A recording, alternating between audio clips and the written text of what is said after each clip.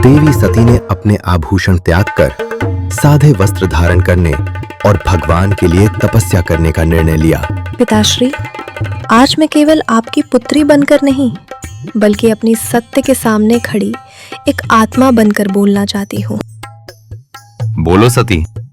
बाल्य से ही मेरा हृदय उसकी ओर खिंचता रहा है, अहंकार से परे और भय से भी परे। तुम जो कह रही हो वो कौन है सती? मैं शिव से विवाह करूंगी, विद्रोह से नहीं, भाग्य से। जिसके पास न राज्य है, न वंश, न समाज में कोई स्थान, उसे तुम चुनोगी? उसे राज्य की आवश्यकता नहीं पिताश्री, क्योंकि वो स्वयं ही सब कुछ है। वो वैरागी, वो भस्मधारी भिक्षुक। यदि तू इस राजमहल से बाहर गई तो मेरी पुत्री बनकर वापस मत आना।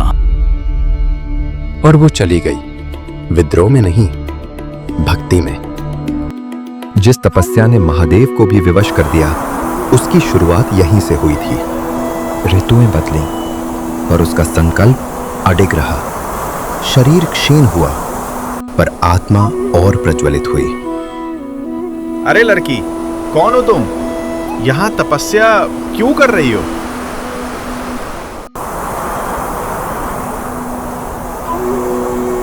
मैं सती हूँ, दक्ष प्रजापति की पुत्री। मैं शिव को प्रसन्न करने के लिए तपस्या कर रही हूँ।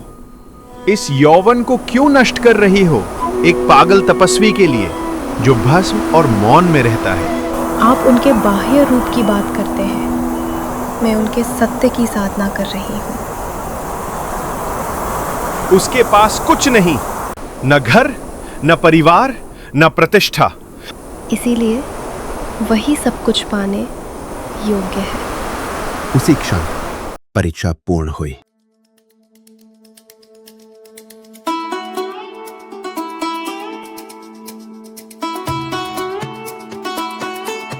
सती, तुम्हारी भक्ति निष्कलंक है। सती, तुमने मुझे खोजा नहीं, मेरा स्मरण किया। जहां आप हैं, मैं सदा वही रही हूं। इस प्रकार शिव ने शक्ति को स्वीकार किया, अधिकार की तरह नहीं, समानता के रूप में। इस विवाह की घोषणा न नगाड़ों ने की, न किसी राजसभा ने, क्योंकि यह देहों का नहीं, सत्य का स्वयं से मिलन था। कैलाश मुस्कुराया, सृष्टि ने श्वास ली, और एक क्षण के लिए सब कुछ पूर्ण था।